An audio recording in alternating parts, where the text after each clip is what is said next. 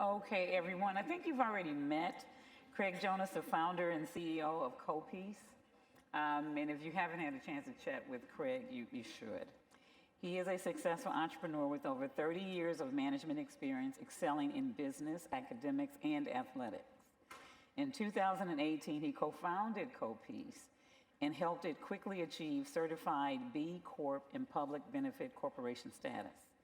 The company launched with strong initial investment in sustainable infrastructure and impact-related services, and created a successful crowdfunding investment vehicle for democratizing access to the equity gain. Craig has been featured in Forbes, Worth, Triple Pundit, among other publications, and is a frequent guest on investment-related podcasts. What this does not tell you about Craig is, he is committed to, he strongly is committed to investing in people because he believes that's the profit, and does believe that you can do good, you can make it well, and still be profitable. You have to do that. You have to do that. You have to do that. He walks the walk, talks the talks, and he is truly, truly a dear friend. Craig Jonas. Thank you. Thank you. Appreciate you. Appreciate you. Thank you. Well, it's great to be here, and I really have the privilege of following up after Anna's amazing presentation. How special was Anna?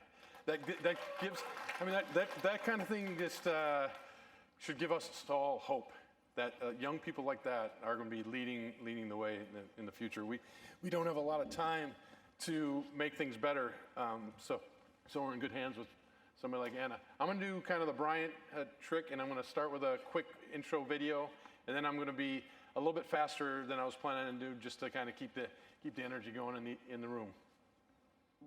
Out of sight, out of mind. If you can't see it, it doesn't exist. That's a common thought in the world right now. There are some exceptions. We never seem to have trouble understanding that a faraway object like the sun has an impact. We add water, life grows. But we don't always understand or want to think about things unless they're directly affecting us. The climate crisis, disease, inequality, hunger. These can be far away or future problems for many people, so why worry about them? We often invest money or make purchases without considering the far-reaching impact. Unfortunately, this form of capitalism, without a conscience, is destroying our society and planet. Seeking financial returns exclusively is not working. CoPeace is fighting against this norm. We've reached a tipping point. If we're going to change the course of history for future generations, the status quo isn't good enough anymore.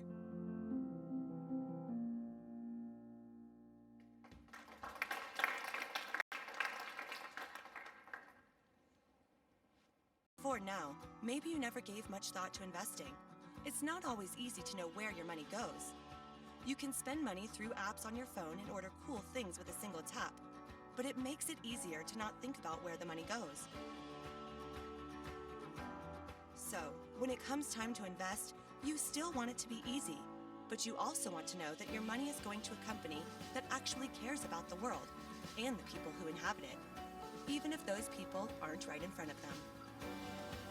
As an innovative holding company, CoPeace helps take the guesswork out of impact investing. When you invest money with CoPeace, our team of specialists analyze companies to ensure they're not just profitable, but that they're also making a measurable, positive impact. CoPeace also makes investing more inclusive by providing more accessible means for people who historically have been underrepresented in the investment world. Rest assured that your money is going towards something with impact. With CoPeace, you can grow your money for good. For more information, visit copeace.com. That's our little intro video. I mean, such an honor to be part of the AllySHIFT. I love the name. I love the mission. I love what you're doing. And Nicole, I think you came up with the name. I think, right? The other. Okay. It was the other sister. But it seems like such a timely time for us to be talking like this. Normally when I do these kind of presentations, I try to make it really interactive. So if we want to just kind of talk as we go, that's fine with me. I'll tell you a little bit about our mission and what we're trying to do. We are trying to change the paradigm a little bit about the way business is run in our world, and we feel strongly that one, business has responsibility in the challenges in front of us, which are tremendous and varied and deep, but also that it is a good business decision to care about the future of our world. So the data is starting to show that when we invest in things that are making our world a bit better place, it's also comes back to us. So we can do well by doing good, and I think that's an important part.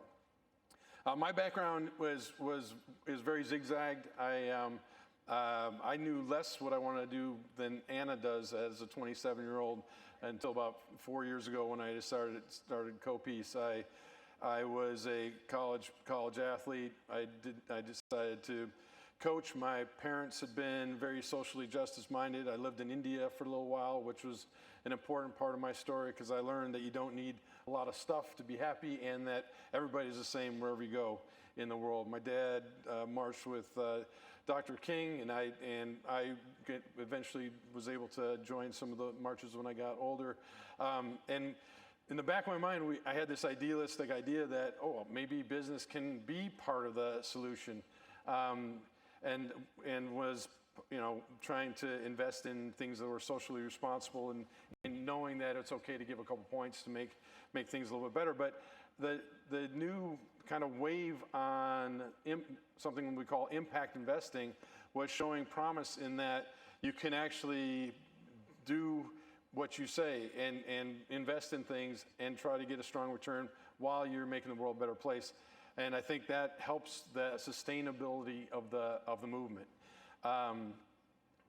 So about 5 years ago, I started a company called CoPeace, CoPeace for short. The idea sounded idealistic for our board as we got together, and I said, okay, this is an idealistic idea. Everybody has a different idea of what that ideal is, but we're getting ready to get started. And I recognize the privilege I had of having some friends and family seen us succeed in some other things we were doing. One of my background things was formerly working with Bryant a long time ago. I kind of have a sports background as well beyond coaching, but I was part of the team that invented several things in the sports broadcast that are still prevalent today, like the virtual yellow line you see in American football, the blue puck that was in hockey. That's where Bryant came into play at the NHL. The strike zone in baseball, and some other broadcast enhancements you see today. I was a relatively successful young basketball coach. I was the first basketball coach to give basketball clinics in South Africa, townships post-apartheid. A guy named Al McGuire sent me there in 1993. And I just kind of wanted to be more inclusive in my business dealings as we get going. So, CoPeace is a holding company. It's fashioned after Warren Buffett's Berkshire Hathaway.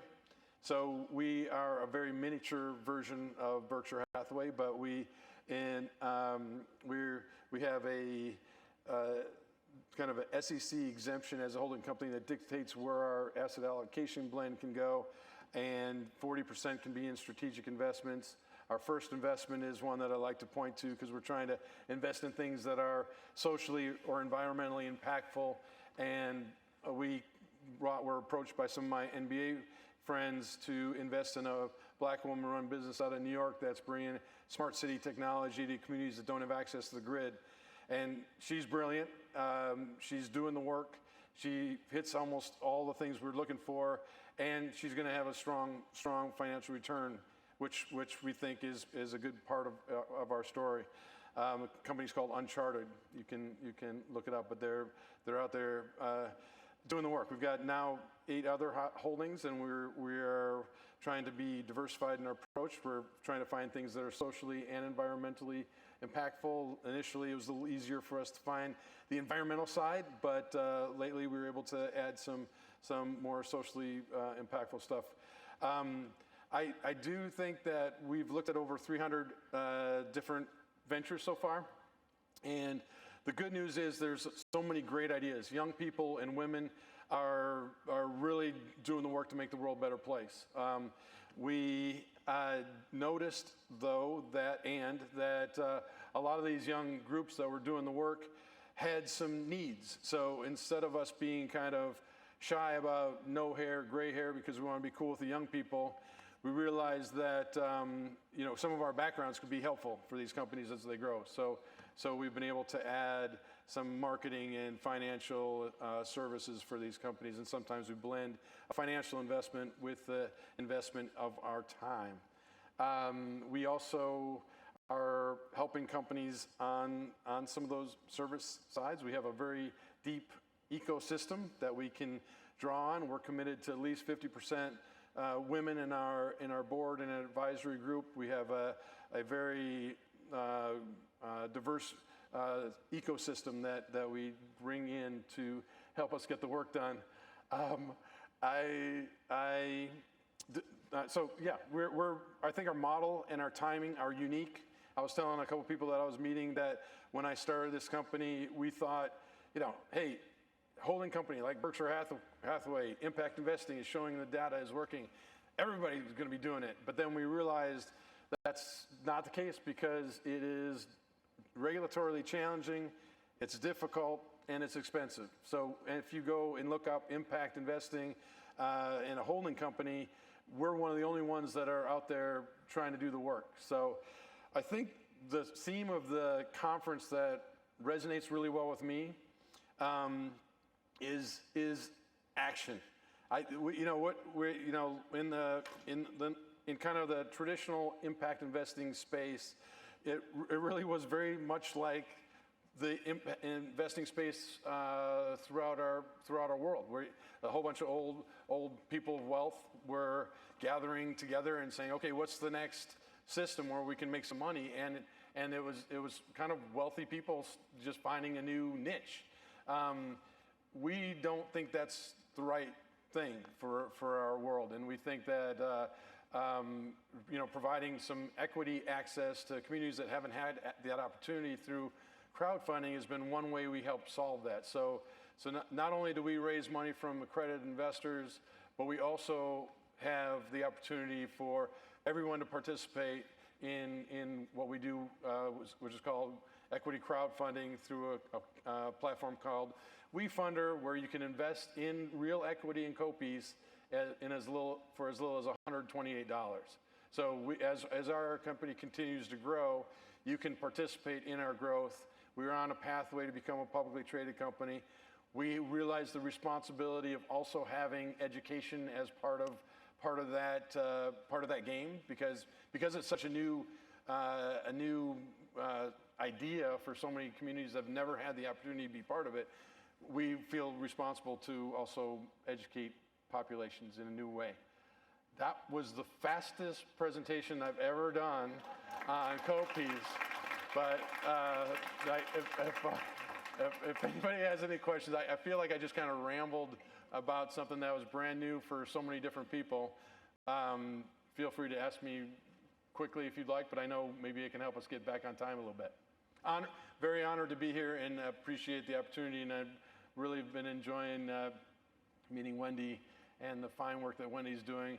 And Wendy's nephew is part of our team. He's helping us grow everybody's company for good, grow everybody's money for good. He was, we call him the point guard because he played with my brothers in high school, and he's always finding the right opening and finding the right pass. And he made the pass, he made the assist for me to meet Wendy, and some of his family's also here today. So nod out to the point guard. Any questions? Yeah. I just want to say real quick, we are a CoPeace portfolio company. So what you saw, Greg and his team helped us build. So if you have a brilliant idea on how to make the world better and it produces returns, that's the guy. Bryant, thank you. Appreciate it. Yeah. Yes.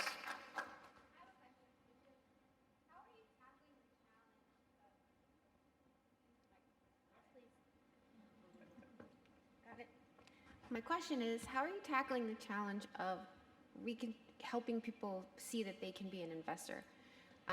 The $128, that's a really low entry point for Yeah. people who are unfamiliar with what it means to make an investment. So I'm just wondering, how are you tackling that challenge? Because it seems to me that that would be a really new thing for people. I think that's a very good question and a great challenge, and I don't know we've really figured out how to answer it yet. We do have some relationships with a couple different universities, and inside of those universities, they've got groups that are trying to promote it.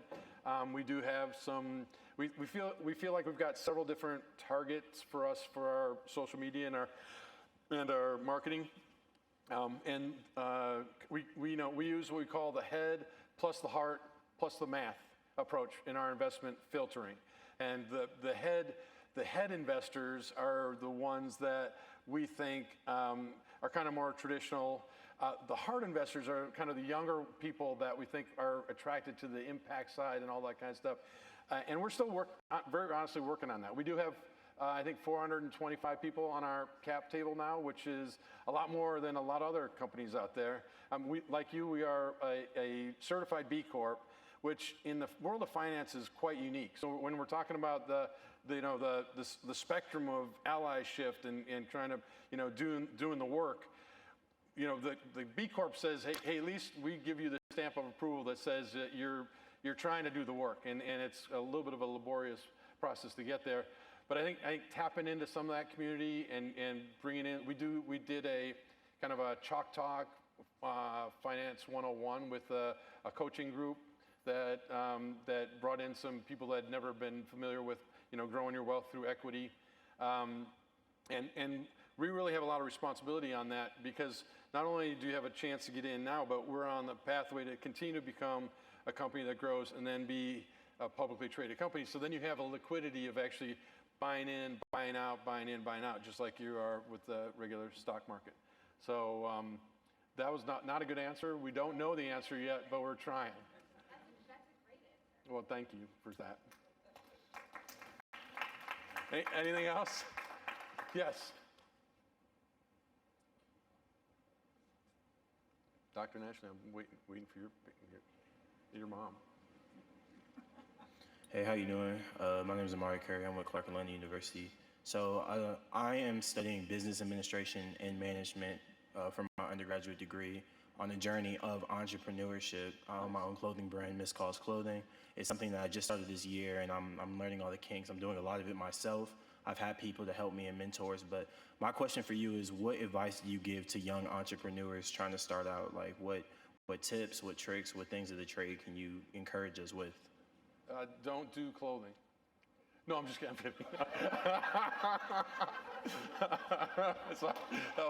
Sorry. Thank you for the question, and applaud your path.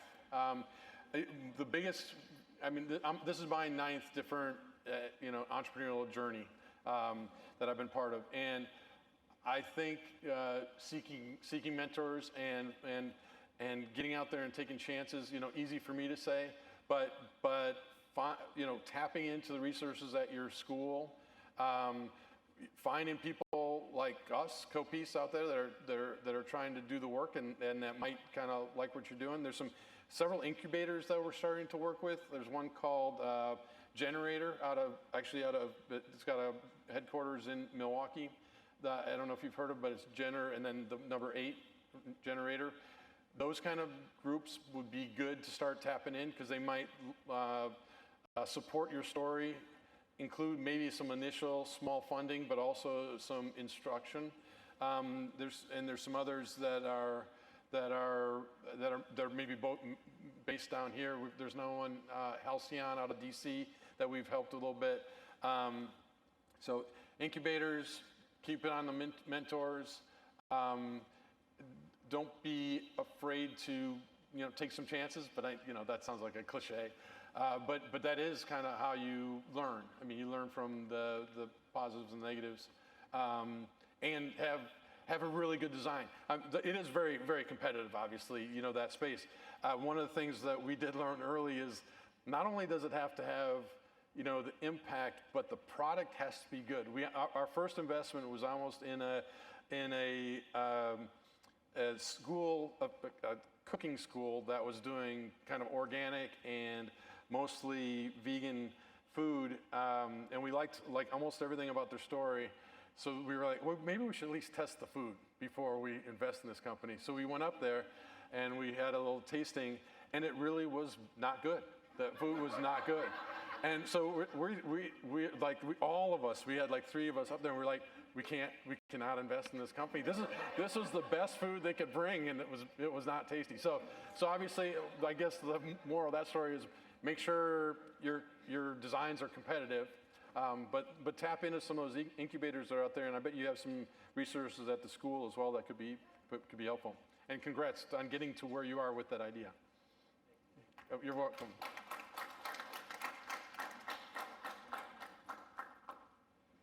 Hi. Hi. I have a question. So the entry fee into the investment seems pretty low and Yeah. doable for so many people, right? And we have so many students here today, and Yeah. building that, starting generational wealth building. So I missed the entry. How do you get involved? How do you invest? And if you said it already, I'm sorry. No, it's but fine. Can you repeat it? So you go to WeFunder. It's called wefunder.com/CoPeace, or you can look up CoPeace. We are just doing a early bird special where you get a 20% discount, and you can sign up, and you can literally do it in like 5 minutes or less. Yeah, and anybody can do it. It's a different approach. I mean, literally nobody knows who we are yet. I mean, we're just starting to get the word out that we're in existence here. But I think that's a good part of our story, that we can make it more accessible for people. Yes. So who are you targeting as investors? So for people investing in us. So we're really investing, investors are coming to us in, I guess, threefold right now. One is the equity crowdfunding, which we think is really important, kind of democratize access to the equity game. That's on the WeFunder. Then we have an accredited campaign on a platform called SVX. And you can go, and then it's a minimum investment of $25,000 or $50,000. It's negotiable. And now we're starting to get approached by foundations and family offices and groups that are finding us. We had a meeting with a bank the other day where we were talking, and they were like, well, we've got a lot of money sitting around. We were going to be doing some of this ESG impact investing. We should just buy you. I'm like, whoa, no, let's not do that. But I think the exciting part about that is that we've invested a lot in this foundation and the model. And now that we've got the team and we're showing some traction, we have some revenues coming in, I think, we're doing the work. So many people are just talking about, ESG, the investment we did in Uncharted in our first investment, 99 out of 100 impact investors would not have invested in her, because it only hit 97 out of the 100 on their tick box, and they're like, oh, too bad we can't invest in this amazing black woman-run business because it doesn't hit the next 3 boxes. At CoPeace, we're small enough to be nimble and be able to make do the work. But yeah, so I guess we got 3 different categories: retail investors, accredited investors, and then more foundational. Yeah. Question. ESG has come under fire. Yeah. politically. Yeah. How would you Yeah. recommend people talk about it Yeah. so that it can withstand some of the barbs and arrows? That's a great question. And honestly, the way we talk about it is it provides us data. So obviously, the environment, society, government, these are factors that are risky if you don't treat them right. So we kind of talk about the risk factor part of it, and that it's a foundation, kind of for our data. And then for us, the way we talk about it is we're impact investors. So we take that data and we take what we're learning from the ESG learnings, and then we put it into direct investing into companies that are doing the work. So on the spectrum of, philanthropy down here, ESG investing is just even a nebulous term in some ways. But then all the way down to the other side is the impact investor that is directly investing in companies that are doing the work. I don't know if that's a great answer, but we are getting that a lot. We actually have some people on our investor cap table are probably a little more conservative than we would have guessed come in. And they I think they come in because they're like, well, I think you're onto something. Maybe they're coming in as a little bit of a hedge, but they're shy about the ESG part of it. And so I think they are attracted to the impact investor differentiator where you're building on the ESG part. So that's how we saw it. I just wanted to say that since Allison got up and asked her question about how to become a funder, I signed up and became a funder. So it's really, really fast. Yeah, that's how. Thank you. No, I didn't pay you to say that, right? No, so thank you so much. If anybody has any other questions, I'll be around, and I really appreciate being here. A really tough following Anna. I loved her. Thank you.